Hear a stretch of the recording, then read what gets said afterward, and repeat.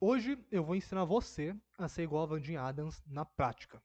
Vandinha Adams é uma ótima personagem para você aprender diversos temas, como resiliência emocional, controle emocional, frieza, e sem você precisar ser uma gótica trevosa. Então, vou te passar o passo a passo aqui. Fica até o final do vídeo, porque a última dica é tão importante quanto a primeira. Mas vamos lá. Você pode estar se perguntando agora: tá, por que eu quero ser igual a Vandinha Adams? Porque, mano, ela é chata, estranha, insuportável e tem uma cabeça enorme de balão. Mas, cara, ela pode te ensinar várias coisas interessantes, como liberdade emocional, foco absoluto em objetivos e observação estratégica. Então a gente vai pegar essas partes boas. Agora que a gente sabe disso, a gente tem que eliminar uma crença muito comum que eu vejo nessa comunidade de se identificar com boneco. Que é o quê? Imitar boneco, personagem, é algo idiota? Não, se você fazer da forma certa. O que acontece? O nosso cérebro não diferencia a realidade da imaginação. Ou seja, um exemplo de ficção pode ser tão útil quanto o exemplo real. O Giacomo Rizzolatti descobriu os neurônios espelhos. Eles mostram que o cérebro ele reage de forma parecida quando a gente vê alguém realizar alguma atividade. E quando a gente observa um personagem, o nosso cérebro ativa áreas como se a gente estivesse realmente vivendo aquela cena. E estudos mostram que nosso cérebro reage a imagens, filmes e jogos quase como se a gente estivesse experienciando a ação. E é por isso que a gente sente empatia pelos personagens ou nos motivamos quando a gente vê exemplos inspiradores. Além dos neurônios espelho, outro fundamento interessante é a ideia da imagem própria e visualização, estudada por Maxwell Maltz no livro Psicocibernética.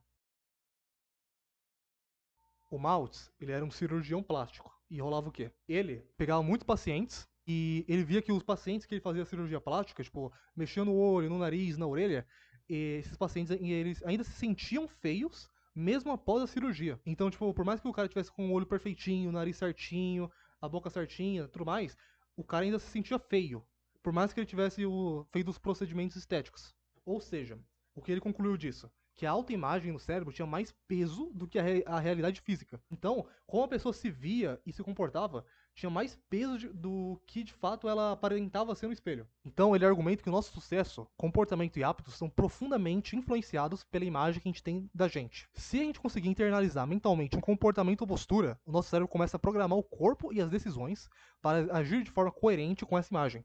Ou seja, nesse caso, observar e se inspirar na Vandinha, mesmo sendo uma personagem de ficção, funciona como uma espécie de treinamento mental. Você espelha atitudes que deseja, fortalece a autoimagem e aumenta as chances de agir de acordo com isso na vida real. Isso serve para qualquer personagem que você quiser.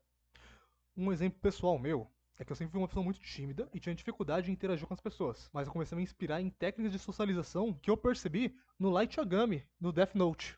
E em pouco tempo, depois de eu conseguir identificar o que ele tinha de forte na socialização, eu consegui aplicar isso na minha vida e melhorar as minhas interações sociais. Não estou falando para pegar traços negativos do personagem, como a manipulação do Light, mas sim pegar características e hábitos que te ajudem de verdade no dia a dia. O erro das pessoas é acreditar que a realidade vai ser igual à ficção. Ao invés de pegarem traços realmente úteis dos personagens, elas querem pegar traços para pagarem de diferentes. Pegou a ideia? Então, ao invés de tentar pegar a habilidade dedutiva do L, eles querem sentar que nem o L. Ao invés de planejar a longo prazo, que nem o Ayano Code, eles querem ser frio e calculista. Ao invés de serem essencialistas, que nem o Itoshi Rin, eles querem ficar com a língua para fora. E não funciona assim.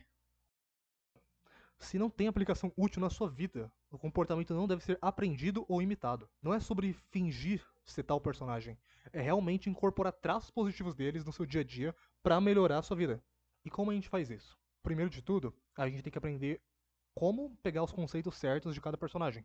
Porque, por exemplo, às vezes o seu personagem favorito pode não ser o mais útil para você aprender alguma habilidade específica. E se você vai ter que acabar pegando outro personagem que atenda o que você queira. Por exemplo, não adianta você querer aprender estratégia, planejamento a longo prazo com um Satoru Gojo, porque ele é péssimo nisso. Da mesma forma que você não vai conseguir aprender a ser carismático com um Shikamaru, já que ele é péssimo nisso. Então, levando isso para Vandinha Adams, ela é péssima em carisma, ela faz crueldade de forma intencional, ela tem desdém pelas pessoas, ela trata todo mundo que nem bosta, então não tem como você querer aplicar isso na sua vida, porque você só vai afastar as pessoas. Aí você pode argumentar, mas na série ela consegue desenvolver relações, as pessoas gostam dela, e no final ela é ovacionada pela escola. Mas você tem que entender que você tem que imitar sempre e se inspirar no comportamento positivo da personagem, e não no contexto da história dela. Na série, a Wandinha é ovacionada porque os roteiristas querem. Na vida real, a arrogância extrema, sarcasmo ofensivo e falta de empatia que ela demonstra só gera repulsa nas pessoas. Você não vai conseguir se conectar com as pessoas e gerar conexão agindo que nem ela na vida real. Então, tentar reproduzir o lado dela social provavelmente só vai afastar as pessoas de você.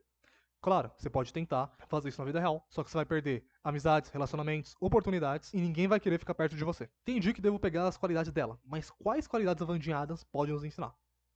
A Vandinha Adams, ela é muito boa internamente, ela tem uma fortaleza mental muito forte, ela tem foco e objetivos muito claros e ela tem uma observação estratégica acima da média.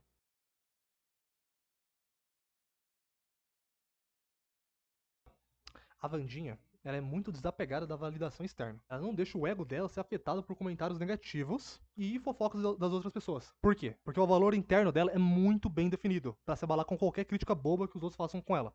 E por que isso acontece? Quando a gente se conhece, tanto as nossas fraquezas quanto as nossas forças, dificilmente a gente vai se afetar por comentários negativos. Normalmente a opinião alheia só te afeta porque está ameaçando a sua autoimagem de perfeição. Se você se enxerga como o cara inteligente da turma e acaba errando, a zoeira dos outros vai te destruir. Mas não porque você errou, mas sim porque tá atacando quem você é.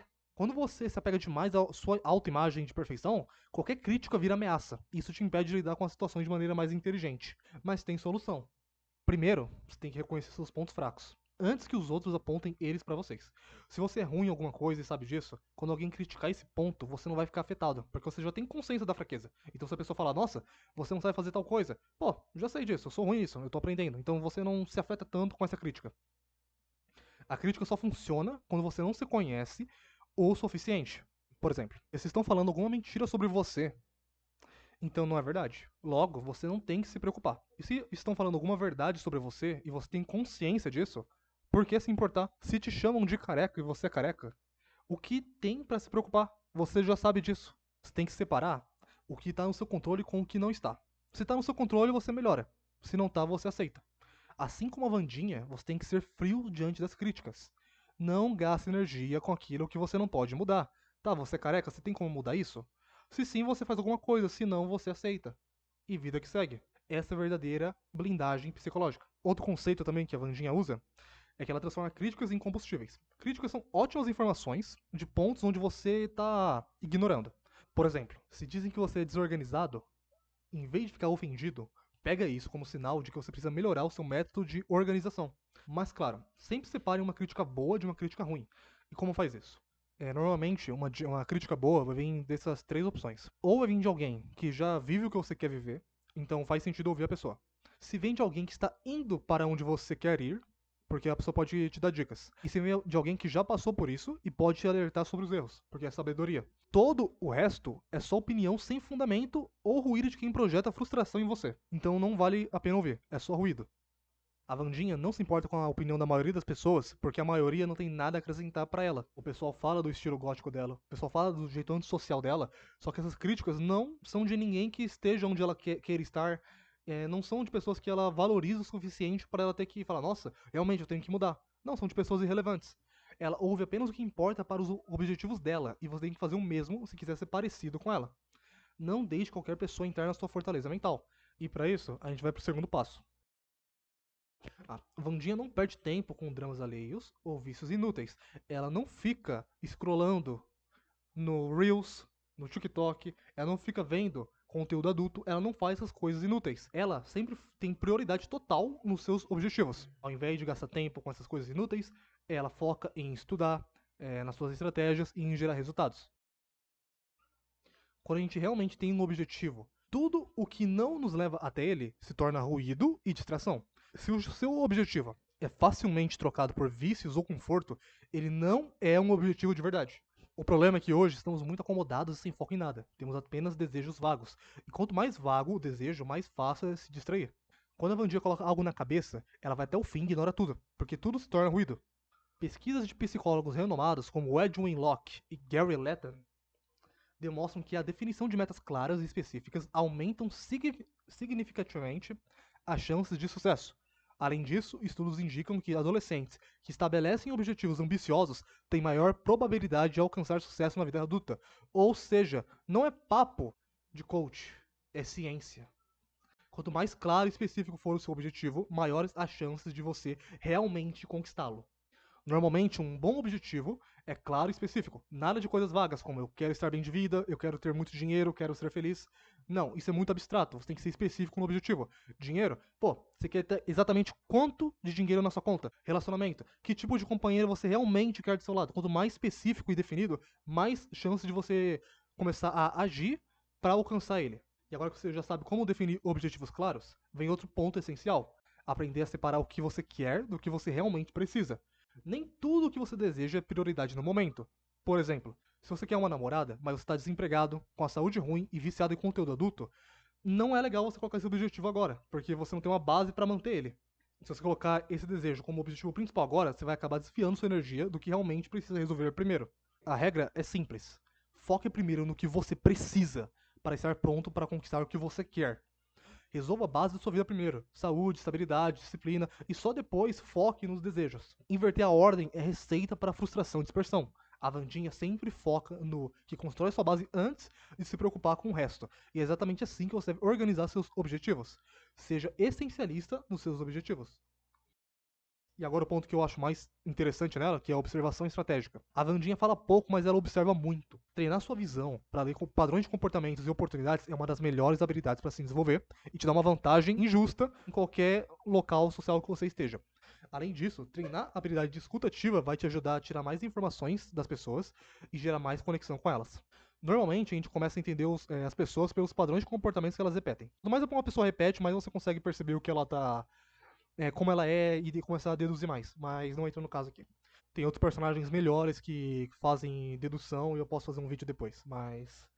Bom, aí eu gosto de usar a regra das 3 ações para pegar padrão de comportamento das pessoas. Por exemplo, se você viu uma pessoa tomando café da manhã no seu trabalho, uma única vez, aquilo foi um ato isolado e não deve ser usado como análise de comportamento daquela pessoa, porque a pessoa só fez uma vez aquilo. Então, se você usar isso de base, você vai acabar estragando toda a sua estratégia e planejamento para usar essa informação ao seu favor. Se você viu a mesma pessoa no dia seguinte tomando café, no mesmo horário, não usa essa informação como evidência, porque pode ser uma coincidência e você pode acabar se atrapalhando também pelo mesmo motivo do primeiro. Agora, se a pessoa tomou o café da manhã pela terceira vez em diante, provavelmente é um padrão de comportamento e ela vai tender a repetir isso. Então, sim, depois do terceiro em diante, você pode usar essa informação como: opa, beleza, essa pessoa aqui faz isso todo dia e ela vai se repetir, e você usa isso ao seu favor. E como você poderia usar essa informação ao seu favor, por exemplo?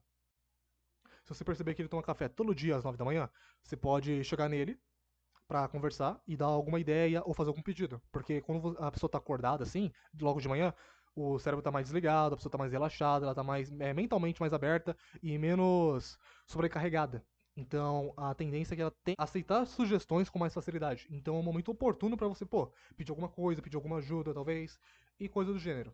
E você não ia conseguir essa informação se você só chegasse no trabalho e fosse pra essa sala. Você não observasse as pessoas, não visse esse padrão. E se fosse só um caso isolado, você poderia ter feito essa estratégia, aí chega no dia seguinte e a pessoa não tá lá. Então ia ser meio que um tiro no escuro. Você ter gastado tempo e energia planejando e não ia ter encontrado essa vantagem social. Não. Então seria um esforço inútil. Outro fator que faz a Vandinha ser ótima observadora é a questão da escuta ativa. Hoje em dia, as pessoas não escutam mais. Elas só tendem a esperar a vez delas de falarem. Então, numa conversa normalmente, você está conversando com seu amigo, você não está prestando realmente atenção no que ele está falando. Normalmente você só está esperando sua vez de responder, falando: nossa, o que será que eu vou responder? Que história eu vou contar? Então não é realmente uma escuta ali, você não está gerando rapport, conexão.